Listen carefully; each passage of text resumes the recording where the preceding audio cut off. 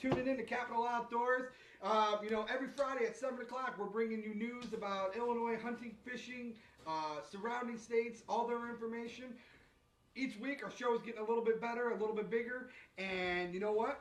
We're getting more information from people all across the state and the Midwest, for that matter. It's getting there, so we appreciate you guys tuning in.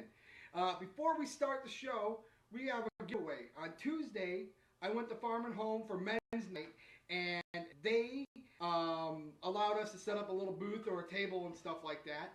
And, basically, we are going to be giving away this Orca cooler.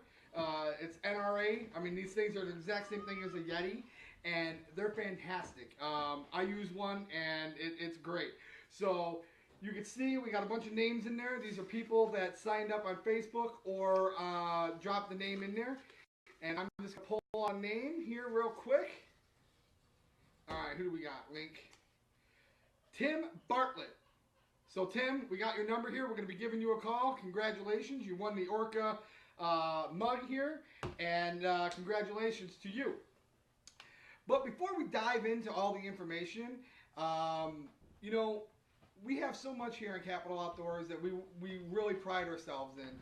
And when someone gets their first deer or their first duck and stuff like that, we all can remember our moment where we got our first deer, our first duck, or our first fish, and those are big moments in our lives. So I want to congratulate my sister-in-law, who actually just got her first deer today, shotgun hunting. So congratulations to you. We all know that you're a better hunter now than my brother. So congratulations. Moving on, Black Friday deals. You know what? Black Friday, I don't know how these people go into the crowds and they handle this stuff. But you have to be honest, there are some good deals out there. And I'm going to be posting the link right here. And, what we're going to do with this link is basically goes to our website. And we've already broke down all the Black Friday deals. So, Cabela's, Bass Pro, Dick's Sporting Goods, Shields, Academy. All these deals that are going on out there, we got it in one spot. You can check it out and see if that outdoor enthusiast there's something in there that they want. But if you don't know what to get them, I highly recommend you get them a Ardent Reel gift certificate. Ardent Reels is, I'm on pro staff for them, and I have a lot of their reels and rods, and they're fantastic. I enjoy fishing with them. And, if you haven't used one, check it out, because I'm sure that you will enjoy their rods and reels as well. So, an outdoor enthusiast, get them a gift certificate, because you know what? Sometimes you may not know exactly what they need, and this way they can get it themselves. So we're going to move on to legislative news here. Let me just get to my notes. Legislative news. So last week, we brought you some news on H.R. 1269. Now, if you don't remember, this House resolution urges the United States Forest Service to allow ATVs in the Shawnee National Forest. This passed committee 10-3, and it will now move on to the House floor. That's basically all that has happened this last week during the veto session in Springfield. But they do come back on November 29th, and God knows what they'll bring up then. So we'll see what they bring up then. Lately, we've been doing and telling you guys about some of the events that are going on for Pheasants Forever. So I'm going to include a link right now with Pheasants Forever and all their youth events. So I highly recommend that you check them out. They're fantastic. They're good people. And if you haven't supported, a Pheasants Forever or a Ducks Unlimited, a nonprofit organization like that, they do so much for the outdoors man and woman, where we are able to actually see where our money goes and how it actually makes a difference in the environment. So, moving on to hunting. Big thanks to Triple R Sports for doing this segment of our hunting here. And you know what?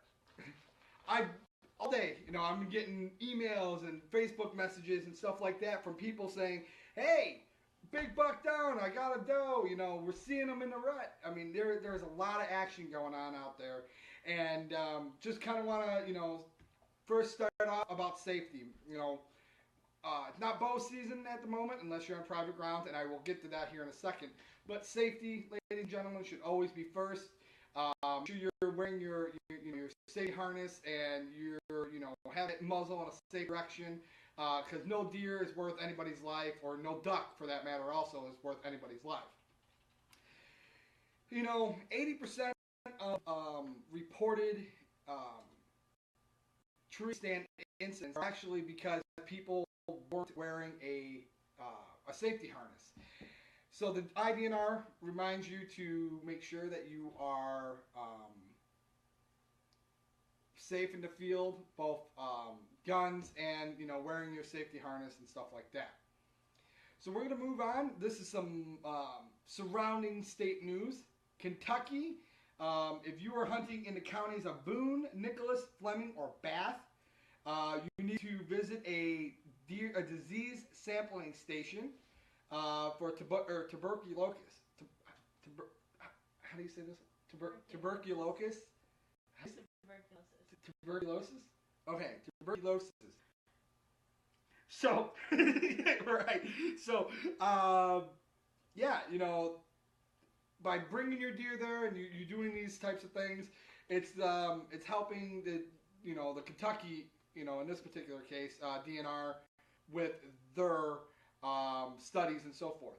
But more importantly, here in the state of Illinois, several counties have the CWD disease stations throughout each county. I'm putting a link in right now to where you could see where you can go to get your deer sampled. And that is important because, again, it's going to show where this disease is spreading. Is it spreading? What's going on here and there and everywhere else?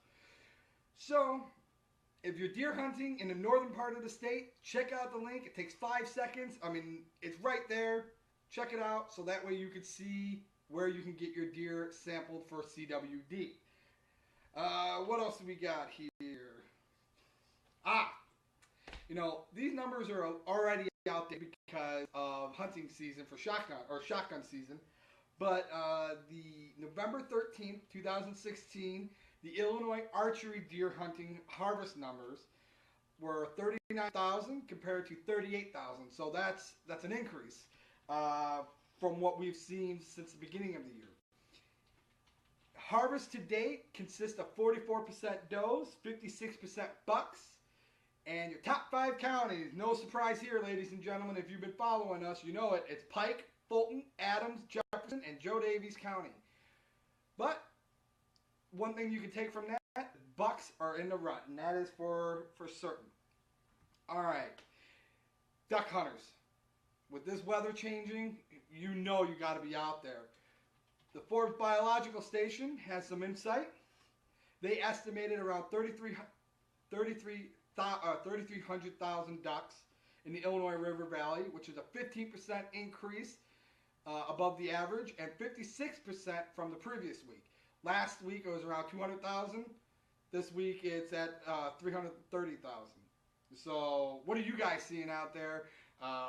I know I did a little scouting today, didn't see many birds. So I don't know, they're on the River Valley, the Mississippi River Valley, and that's where these birds migrate, i.e. the Mississippi Flyway. So, let's see here. Total ducks were 3,600,000 along the central Mississippi River Valley. That's 44% from the last week, 12% above the average for this time of middle of November. So, I don't know. I wish you guys all the best that are going out to do some hunting, and we'll see what happens. Those numbers will definitely increase, I think, this upcoming week with this cold front.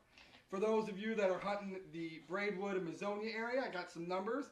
The total right now at Braidwood was 474, Mazonia 113. Ladies and gentlemen, if you fish Braidwood, it is closed. I got a report today from, or earlier this week, that guys were out fishing Braidwood. Mazonia, Braidwood, and Heideke, LaSalle, they're closed. Don't go out there. You don't want to get yourself a ticket. If you don't know, ifishillinois.org. They have all that information on there. Check it out. It's closed. It's time for hunting season. All right, ladies and gentlemen, going on to fishing.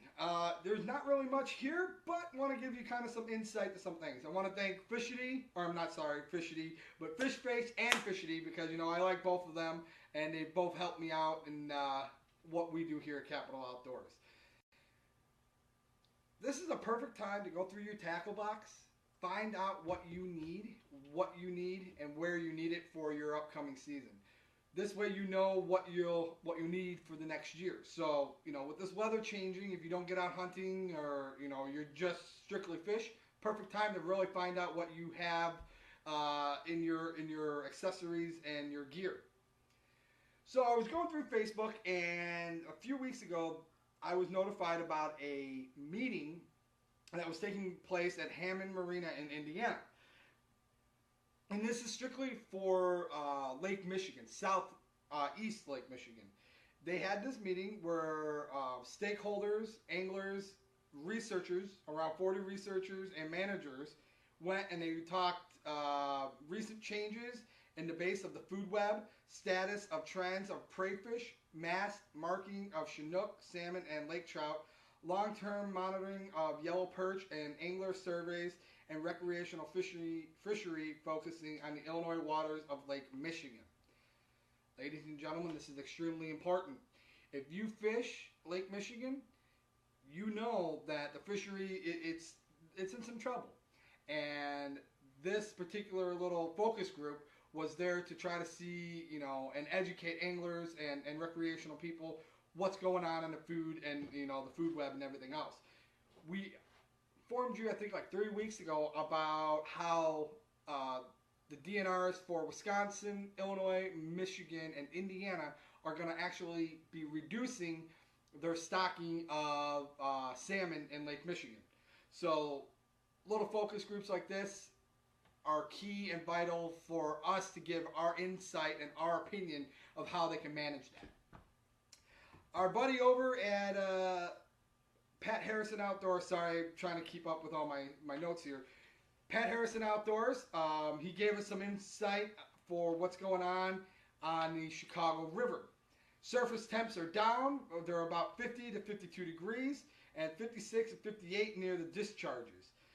Now is a good time, he says, to be fishing the concrete walls and using a 1-inch crank or 1.5 inch crankbait, 1/4, 1/8, or 1/16 ounce with a minnow, and trailers easy to target to get hit faster. So, you know, little twister tail stuff like that. I fished with Pat. I had a great time on I was on Lake Michigan actually, but the Chicago River and Lake Michigan, good time.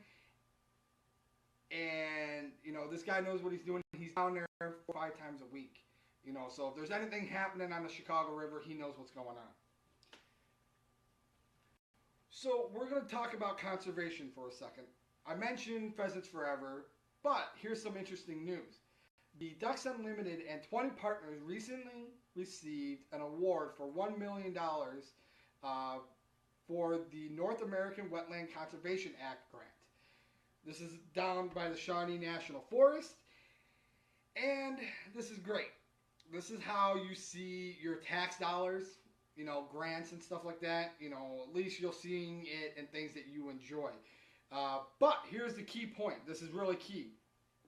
There will be additional matching funds from Ducks Unlimited and its partners, and this project is going to be in a total investment of about $3.87 million, and it's beginning to start in 2017. So this is fantastic news. I love hearing this because it's only going to make the hunting in southern Illinois that much better. They've already done so much work with Oakwood Bottoms. If you haven't been down there, check it out. It's a fantastic little area of hunting, and not many people get to see that because it's so far south. At least you Chicagoans don't get down there that much. But it is a great place to go and hunt. Remember, enjoy the outdoors, good luck, and stay safe.